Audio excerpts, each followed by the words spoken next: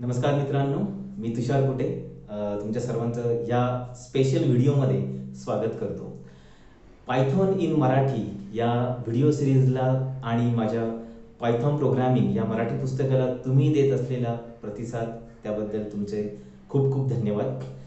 मागच्या काही दिवसांपासून अनेकांनी एक सर्वसामान्य प्रश्न मला विविध माध्यमातून विचारला होता की पायथॉन प्रोग्रामिंग करण्यासाठी तुम्ही कोणती ऑपरेटिंग सिस्टीम सुचवाल किंवा तुम्ही कोणती ऑपरेटिंग सिस्टीम वापरता आणि त्याच्यामागे नक्की काय कारणं आहेत.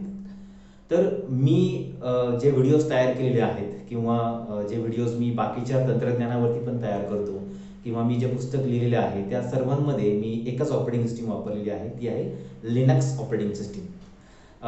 सर्वसामान्यपणे आपण लिनक्स वापरत नाही. डेव्हलपर्स जे जास्त काम करतात प्रोग्रामिंगमध्ये त्यांना लिनक्स ऑपरेटिंग सिस्टीममध्ये काम करणं थोडं सोयीचं असतं, परंतु सर्वसामान्य जो वापरकर्ता आहे त्याला लिनक्स ऑपरेटिंग सिस्टीम लवकर समजत नाही, कारण आपल्याला खूप आधीपासून विंडोज ऑपरेटिंग सिस्टीम वापरण्याची सवय असते.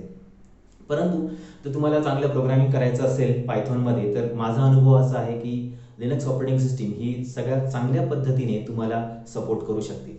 त्याची प्रामुख्याने 5 कारणं आहेत. पहिलं कारण आहे सिक्युरिटी, म्हणजे सुरक्षितता. लिनक्स ऑपरेटिंग सिस्टीम ही जगातली सर्वात सुरक्षित ऑपरेटिंग सिस्टीम म्हणून मानली जाते आणि याच कारणास्तव जगातले सगळ्यात जास्त जे सर्व्हर्स आहेत ते लिनक्स ऑपरेटिंग सिस्टीममध्ये बनवलेले आहेत.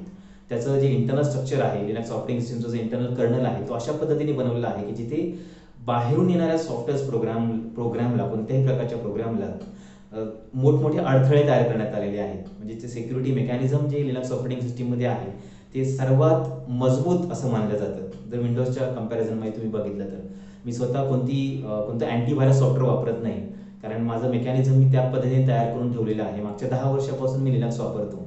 दुसरं महत्त्वाचं कारण म्हणजे वेग, स्पीड. संगणकामध्ये एखादा प्रोग्राम तुम्हाला एक्झिक्यूट करायचा असेल तर तो कमीत कमी वेळामध्ये जास्तीत जास्त रिसोर्स युटिलाइज करून केला गेला पाहिजे. लिनक्स ऑपरेटिंग सिस्टीममध्ये ही खूप चांगली गोष्ट मला इथे दिसली, कारण परत अंतर्गत रचना अशा पद्धतीने केली आहे की तुम्ही बरेचसे सॉफ्टवेअर जरी एका वेळी इन्स्टॉल केले तरीही तुमच्या प्रोग्रामिंगचा जो वेग आहे त्यावरती जास्त फरक पडत नाही. या उलट विंडोज ऑपरेटिंग सिस्टीमचा आहे. जेव्हा तुम्ही जेवढे जास्त सॉफ्टवेअर तुम्ही इन्स्टॉल कराल तेवढा तुमचा वेग हा कमी कमी होत जातो. आणि पायथॉनचा जर विचार केला तर पायथॉन एक्झिक्यूट करण्यासाठी लिनक्स ही सगळ्यात चांगली ऑपरेटिंग सिस्टीम मला आज दिसते. तिसरं महत्त्वाचं रिझन आहे फ्री अँड ओपन सोर्स. संगणक विश्वामध्ये एक महत्त्वाची संकल्पना आहे, त्याला फॉस म्हणतात, free and open source softwares. याचा अर्थ असा की एखादं सॉफ्टवेअर हे मुक्त स्रोत, म्हणजे ते ज्या प्रोग्रामिंग लँग्वेजमध्ये दिलेलं आहे ते मुक्तपणे सगळीकडे उपलब्ध असतं. लिनक्स ही या विभागामध्ये येणारी संगणक प्रणाली आहे ज्याद्वारे आपण सर्व सॉफ्टवेअर्स हे मोफत घेऊ शकतो. त्याबरोबर त्यांचा सोर्स कोड जो ज्या लँग्वेजमध्ये लिहिला आहे तो आपल्याला मिळतो. याचा एक सगळ्यात महत्त्वाचा ॲडव्हान्टेज, एक महत्त्वाचा फायदा असा आहे की तुम्ही ह्याच्यामध्ये बदल करू शकता. तुम्हाला जर एखादा पायथॉनचा प्रोग्राम कर्नलच्या आत टाकायचा असेल आणि तो सातत्याने बॅकग्राऊंडला एक्झिक्यूट करून ठेवायचा असेल तर आपण हे लिनक्समध्ये खूप चांगल्या पद्धतीने करू शकतो. एम्बेडेड सिस्टीममध्ये मी याचा वापर खूपदा केलेला आहे. जसं रास्पबेरी पाय नावाच्या हार्डवेअरवरती आपण पायथॉन प्रोग्रामिंगद्वारे प्रोग्राम एक्झिक्यूट करत असतो. त्याच्यावरती असणारी जी ऑपरेटिंग सिस्टीम आहे ती आहे लिनक्स ओएस. त्या ठिकाणी मला या गोष्टीचा खूप चांगल्या पद्धतीने फायदा होतो. या व्यतिरिक्त पायथॉनमध्ये ॲप्लिकेशन प्रोग्राम आणि सॉफ्टवेअर सिस्टीम प्रोग्राम हे दोन्हीही एक्झिक्यूट होत असतात, दोन्हीही तयार करता येतात. त्यामुळे आपल्याला असे प्रोग्राम जर कर्नलमध्ये टाकायचे असतील ऑपरेटिंग सिस्टीमच्या आतमध्ये सॉफ्टवेअरमध्ये तर आपल्याला लिनक्सचा या ठिकाणी खूप चांगला फायदा होऊ शकतो. चौथं महत्त्वाचं कारण असं आहे की लिनक्स ऑपरेटिंग सिस्टीम ही आज सगळ्या प्रकारच्या हार्डवेअरवरती रन होते. तुम्ही मोबाईलमध्ये जी ऑपरेटिंग सिस्टीम वापरता ती ऑपरेटिंग सिस्टीम सुद्धा अँड्रॉइड जी आहे ती लिनक्स बेस्डच आहे. त्या सिस्टीममध्ये सुद्धा आपण पायथॉनचे प्रोग्राम रन करू शकतो. ती पूर्णपणे लिनक्सला कॉम्पॅटिबल आहे, कम्युनिकेशन करू शकते. या व्यतिरिक्त बाकीच्या जे फ्लेवर्स आहेत ज्या ठिकाणी एम्बेडेड सिस्टीम येतात त्या ठिकाणी लिनक्स ऑपरेटिंग सिस्टीम वापरली जाते, तिथे तुम्ही पायथॉन एक्झिक्यूट करू शकता. हे सगळ्यात चौथं महत्त्वाचं कारण. आणि 5वं जे कारण आहे अपडेट्स, कॉन्फिगरेशन आणि अपडेट्स. म्हणजे लिनक्स ऑपरेटिंग सिस्टीम ही दर 6 महिन्यांनी नवे अपडेट्स ॲड करून नवी तयार होत असते.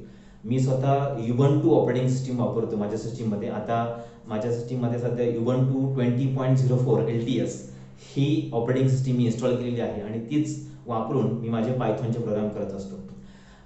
लागणारे सगळे आय डी जे आहेत, कोणताही आय डी असेल, स्पायडर आहे, ज्युपिटर नोटबुक आहे, पायच्या मी सहसा वापरत नाही, VS कोड आहे, हे सगळे ऑपरेटिंग सिस्टीममध्ये खूप चांगल्या पद्धतीने सपोर्ट आहेत. तर ही 5 महत्त्वाची कारणं आहेत ज्यामुळे मी लिनक्स ऑपरेटिंग सिस्टीममध्ये पायथॉन प्रोग्रामिंग करत असतो. तुम्हाला जर शक्य असेल तर नक्की लिनक्स ऑपरेटिंग सिस्टीम तुमच्या कॉम्प्युटरमध्ये इन्स्टॉल करा आणि तुम्हाला केल्यानंतर लगेचच या गोष्टीचा फरक जाणवेल. जेवढे पायथॉनचे सॉफ्टवेअर्स असतील, पायथॉन कनेक्टेड पॅकेजेस आहेत, लायब्ररीज आहेत किंवा ज्याच्या ज्या कमांड्स आहेत, खूप चांगल्या पद्धतीने, खूप फास्ट इझनेसनी, सोप्या पद्धतीने इन्स्टॉल होतात, तुम्ही वापरू शकता. याशिवाय पायथॉनचा जो इंटरप्रिटर आहे, सध्या पायथॉनचा 3.8 इंटरप्रिटर जो आहे तो लिनक्स ऑपरेटिंग सिस्टीममध्ये बाय डिफॉल्ट आधीपासूनच इन्स्टॉल केलेला आहे, त्यामुळे तुम्हाला वेगळं काही करायची गरज नसते. तर या सर्व कारणांमुळे मी लिनक्स ऑपरेटिंग सिस्टीम वापरतो. तुम्हीही एकदा नक्की ट्राय करू शकता. थँक्यू.